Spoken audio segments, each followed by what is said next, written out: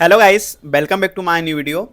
सभी लोग मेरे वीडियो का बेसब्री से इंतजार कर रहे होंगे क्योंकि चॉइस फिलिंग सबसे इंपॉर्टेंट पार्ट अभी चल रहा है। लेकिन मेरी एग्ज़ाम की वजह से मुझे स्टडी और ये सभी चीज़ें मैनेज करने में बहुत ज़्यादा दिक्कत जा रही है। लेकिन फिर भी टाइम निकाल कर आप लोगों के लिए ये वीडियो लेकर आया हूँ जिसमें आपको काफ़ी सारी इन्फॉर्मेशन मैं देने वाला हूँ। वीडियो लास्ट तक देखिएगा क्योंकि बहुत सारी ऐसी मिस्टेक है जो हो सकता है आप करने वाले हो काउंसलिंग में इस चॉइस फिलिंग के टाइम में, है ना। तो वो सारी इन्फॉर्मेशन आज की इस वीडियो में दे दूंगा। सबसे पहले मैं आपको एक ही चीज़ बोलना चाहूँगा कि अगर ये वीडियो आपको थोड़ा सा भी इन्फॉर्मेटिव लगे, आपको कुछ काम में आए, तो प्लीज़ वीडियो को लाइक ज़रूर करिएगा। दोस्तों, जैसे कि चॉइस फिलिंग चल रही है, काफ़ी लोगों को एक डाउट ये सबसे मेनली आ रहा है कि क्या चॉइस फिलिंग स्टार्ट हो गई है, और होगी तो कैसे करना, कोई अपडेट तो आया नहीं है। तो आपको मैं बता दूं, चॉइस फिलिंग के लिए कोई स्पेशल आपको नोटिस नहीं मिलने वाला है कि चॉइस फिलिंग स्टार्ट हो गई है। ठीक है, आज मेरे से एक कोई था, मतलब पूछ रहा था कॉल करके कि भैया चॉइस फिलिंग तो स्टार्ट हुई नहीं है, सब लोग बोल रहे हो गई होगी, तो कहाँ हो गई है, अपडेट तो अभी कुछ आया नहीं है, नोटिस में देख रही हूँ कुछ हो ही नहीं रहा, नोटिस वगैरह तो कुछ आया ही नहीं है। तो कैसे देखें कि चॉइस फिलिंग स्टार्ट होगी और कहाँ करना है। तो भैया आपको कोई स्पेशल अपडेट नहीं मिलेगा, कोई स्पेशल नोटिस नहीं मिलेगा। इसके लिए आपको लॉगिन करना होगा। आपका जो रोल नंबर है, साथ में जो आपने पासवर्ड क्रिएट किया था, पासवर्ड की हेल्प से आपको लॉगिन करना, और अंदर वहाँ पर चॉइस फिलिंग का ऑप्शन आएगा। ठीक है, तो इस तरीके से चॉइस फिलिंग करना है कि कोई अपडेट आएगा स्पेशल जिसके थ्रू आपको करना है। ठीक है, चॉइस फिलिंग कैसे करना है और कौन कौन से कॉलेज करना है, कौन कौन से कॉलेज नहीं करना है, इसके बारे में मैं बात करता हूँ आगे। तो सबसे पहले आपको करना है लॉग इन। ठीक है, लॉग इन करना है आई आपका रोल नंबर और उसकी पासवर्ड की हेल्प से। इसके बाद में दोस्तों, चॉइस फिलिंग के लिए मैक्सिमम कितने कॉलेजेस चॉइस कर सकते हैं, कोई लिमिट नहीं है। अब चाहो जितने कर सकते, जितने उस लिस्ट में हो, जितनों को परमिशन मिली है। अच्छा, क्या आयुर्वेदिक और होम्योपैथिक कॉलेजेस दोनों हम चॉइस कर सकते हैं? बिल्कुल, आप दोनों कॉलेजेस चॉइस कर सकते हो। होम्योपैथिक और आयुर्वेदिक के लिए अलग अलग ऑप्शन नहीं आएंगे आपके पास, मतलब एक ही लिस्ट में सारे कॉलेज रहेंगे। वहाँ पर आप होम्योपैथी भी चॉइस कर सकते हो, वहाँ पर आप आयुर्वेदिक कॉलेजेस भी आप चॉइस कर सकते हो, कोई दिक्कत नहीं है। जैसे कि मैंने गवर्नमेंट कॉलेज का कट ऑफ बता दिया था, लेकिन प्राइवेट कॉलेज का कट ऑफ नहीं बताया था। उसका रीज़न एक स्पेशली ये भी है कि प्राइवेट कॉलेज का जो कट ऑफ है वो एकदम जो मैं बताऊंगा एकदम 100% एक्यूरेट नहीं हो पाएगा। इसका रीज़न ये है कि प्राइवेट कॉलेज चॉइस करने के पीछे जो लोगों का वो रहता है ना, मकसद रहता है, वो बहुत सारे उसमें फैक्टर यूज़ करते हैं लोग। कोई लोकेशन के हिसाब से कॉलेज देखता है, तो कोई अपने रिलेटिव के हिसाब से देखता है कि वहाँ पर हमारे रिलेशन वाले उस सिटी में हैं। कोई अपने फ्रेंड्स के हिसाब से कॉलेज देखता है कि उस कॉलेज में मेरे फ्रेंड्स पढ़ रहे हैं, मेरे कजन्स पढ़ रहे हैं। तो लेकिन गवर्नमेंट में क्या होता है कि गवर्नमेंट में सारे कॉलेज जो है ना, सारे बच्चे मैक्सिमम जो है प्रेफरेंस के हिसाब से ही जाते हैं कि जो बेस्ट होगा हम वही लेंगे। लेकिन प्राइवेट में ऐसा नहीं होता है। ओके, इसके बाद में आपको कॉलेजेस चॉइस कैसे करने हैं। प्राइवेट कॉलेजेस की अगर मैं बात करूँ, गवर्नमेंट कॉलेजेस का सीक्वेंस मैं बता दूँ, उसके बाद मैं प्राइवेट का बताता हूँ। गवर्नमेंट कॉलेजेस में आपको चॉइस फिलिंग इस तरीके से करनी है। सबसे पहले आपको रखना है भोपाल का, ठीक है, पंडित खुशलाल शर्मा। इसके बाद में आप इंदौर रख सकते हो, अष्टांग आयुर्वेदिक कॉलेज। इसके बाद में आपको धन्वंतरी उज्जैन। इसके बाद में जबलपुर, देन उसके बाद ग्वालियर। उसके बाद में बुरहानपुर और रीवा। बुरहानपुर और रीवा लगभग इक्वल कैटेगरी में आते हैं, तो जो आपको ज़्यादा बेटर लगे, जो आपको घर से ज़्यादा पास लगे, वो कॉलेज आप चॉइस कर लीजिएगा। ठीक है, इसके बाद में आपको सिलेक्ट करना है गवर्नमेंट होम्योपैथी मेडिकल कॉलेज। और हाँ, यूनानी को लेकर भी काफ़ी लोगों का को मीत होगा कि यूनानी के लिए आपको जो है BUMS कोर्स के लिए आपके पास उर्दू कंपलसरी है 10th-12th में। तो नहीं, ऐसा नहीं है, हर बच्चा यूनानी कर सकता है। और मैं आपको बता दूं, होम्योपैथी से ज़्यादा जो वैकेंसी आती है ना गवर्नमेंट की, वो यूनानी में आती है, BUMS के अंदर आती है। तो अगर जो लोग BUMS करना चाहते हो, तो वो लोग भी जो है गवर्नमेंट कॉलेज जो है थोड़ा सा कम नंबर पर, जैसे कि गवर्नमेंट होम्योपैथी और गवर्नमेंट आयुर्वेदिक कॉलेज का कट ऑफ हाई जा रहा है, लेकिन गवर्नमेंट यूनानी का कट ऑफ जो होता है थोड़ा सा लो जाता है। ठीक है, तो आप उसके बारे में सोच सकते हो। लेकिन हाँ, एक चीज़ और क्लियर कर दूँ कि BUMS में आपको फर्स्ट ईयर में उर्दू का एग्ज़ाम जरूर देना होगा। एक क्वालिफाई के लिए आपको उर्दू का एग्ज़ाम होता है, बहुत बेसिक होता है आपको उर्दू, उसके लिए थोड़े साथ में, मतलब उसके साथ में 1.5 ईयर का फर्स्ट प्रॉफ होता है। तो उतने टाइम में आप इजीली सीख सकते हो, कोई दिक्कत नहीं है ना। आप BUMS के साथ में मतलब आप उर्दू सीख सकते हो और वो एग्ज़ाम क्रैक कर सकते हो फर्स्ट ईयर की जो होती है वो।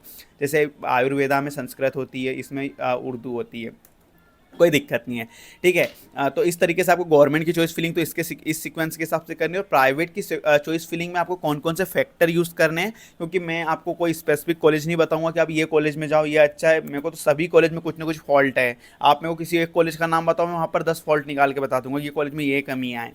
तो BAMS और BHMS की अगर मैं बात करूँ, तो हर कॉलेज में कुछ ना कुछ प्रॉब्लम है, कुछ ना कुछ दिक्कतें हैं। तो मैं आपको एक ही चीज़ कहूँगा कि जो फैक्टर्स आपको बता रहा हूँ उसके हिसाब से आप चॉइस करिएगा। फर्स्ट, उस कॉलेज की फ़ीस कम से कम हो। ओके, सेकंड, यार मेरा फ़ोन गिर गया, एक बार मुझे जमा देने दो फ़ोन को।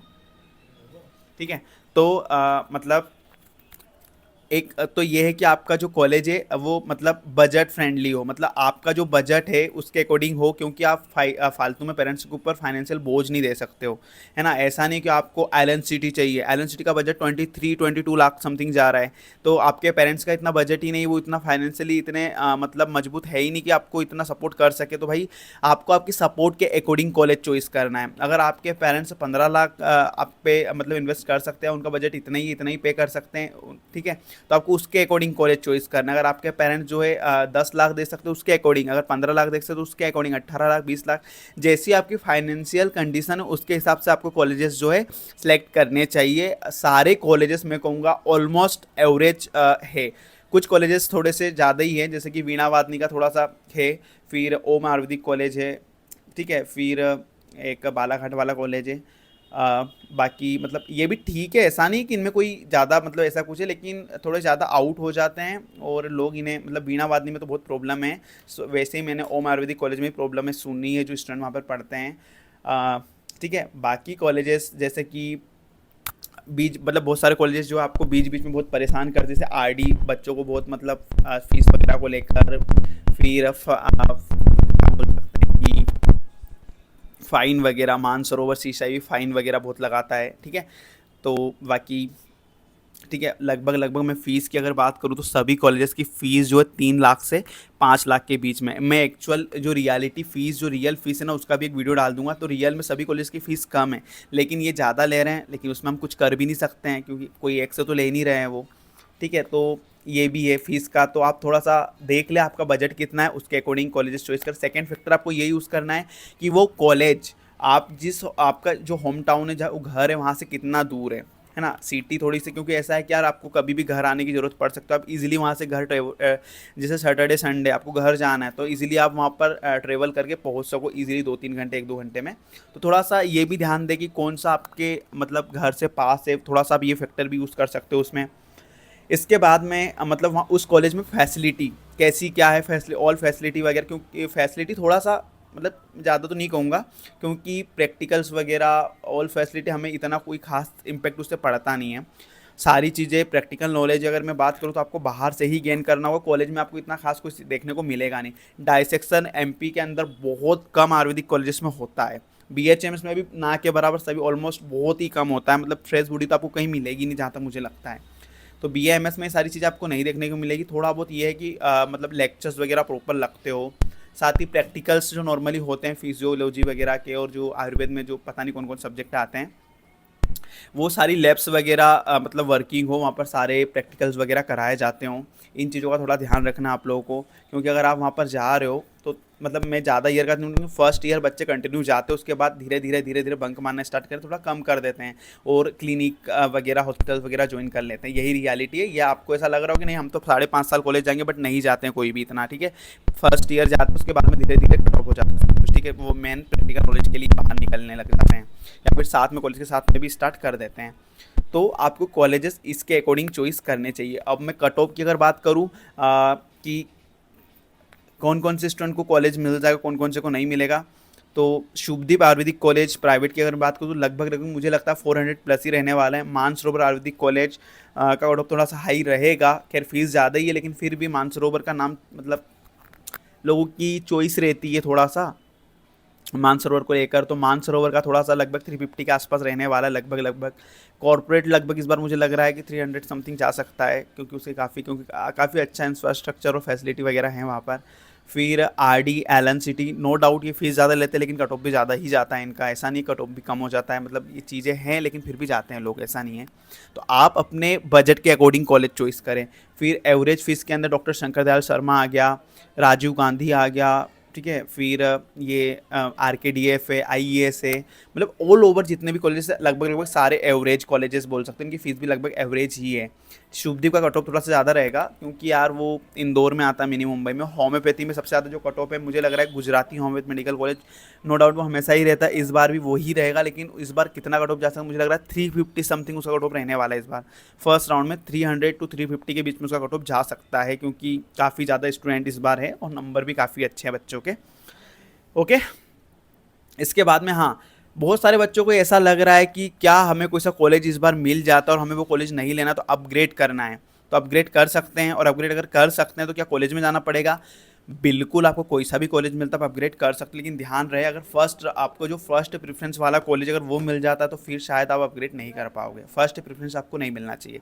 फर्स्ट प्रेफरेंस के बाद में आप अपग्रेड नहीं कर पाओगे, जहाँ तक मुझे लग रहा है। ठीक है, लास्ट ईयर तक तो लगभग ऐसे ही होता था, इस बार भी वही होने वाला है। तो फर्स्ट प्रेफरेंस पर अपग्रेड नहीं कर पाओगे, लेकिन अगर नीचे से कोई से आपको प्रेफरेंस मिलते तो आप अपग्रेड कर सकते हो, और वो वेबसाइट से डायरेक्ट हो जाएगा। आपको कॉलेज में जाके अस्थायी एडमिशन वगैरह लेने की कोई ज़रूरत नहीं है। डायरेक्ट वेबसाइट पे आपको एक क्लिक करना है, अप टू अपग्रेड ऑप्शन पर आपका अपग्रेड हो जाएगा। आप सेकंड राउंड में जा सकते हो, सेकंड से थर्ड में भी जा सकते हो, लेकिन थर्ड में आपको कंपलसरी का आपको एडमिशन लेना ही पड़ेगा, अदरवाइज आप काउंसलिंग से बाहर हो जाओगे। आप जो एक्स्ट्रा वैकेंसी राउंड होंगे उसमें पार्टिसिपेट नहीं कर सकते हो। ठीक है, तो ये सारी इन्फॉर्मेशन थी फिलहाल। बाकी चॉइस फिलिंग स्टार्ट हो चुकी है, फटाफट जाकर सभी लोग चॉइस फिलिंग कर लो। और इस अभी भी आप लोगों को समझ में नहीं आ रहा कि कौन से कॉलेज की चॉइस फिलिंग कैसे क्या करना है हमें, हम फिर भी हम नहीं समझ पा रहे भैया कौन सा कैसा क्या फीस स्ट्रक्चर के बारे में, तो डिस्क्रिप्शन में मैं अपने नंबर डाल दूंगा, वहाँ पर आप मुझे मैसेज करिएगा। मैं हो सकता है थोड़ी मतलब आपको प्रेफरेंस मतलब थोड़ा लेट दूँ, कभी कल तक तो सबका रिप्लाई करके दे ही दूंगा। ठीक है, प्रेफरेंस सबको, तो आप आपके मार्क्स के अकॉर्डिंग मैं बता दूंगा आप लोगों को कौन कौन से कॉलेज आपको लेना चाहिए। ठीक है, तो आप मैसेज कर सकते हो। ठीक है, वीडियो अच्छी लगी हो, इन्फॉर्मेटिव लगी हो तो लाइक ज़रूर करें, और अपने दोस्तों तक ये वीडियो शेयर करें ताकि उनकी भी हेल्प हो सके। Thank you so much.